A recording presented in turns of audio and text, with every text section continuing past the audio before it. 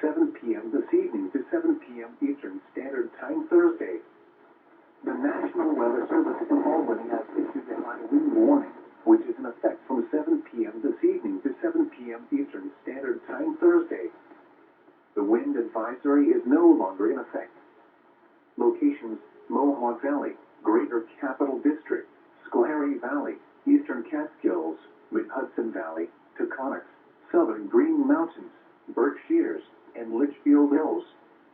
Winds: west to northwest winds increasing to 20 to 35 miles per hour with gusts up to 60 miles per hour.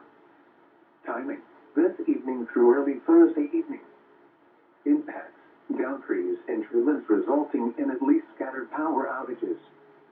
In addition, unsecured objects will likely be blown around and driving will be difficult for high-profile vehicles. A high wind warning means a hazardous high wind event is expected or occurring.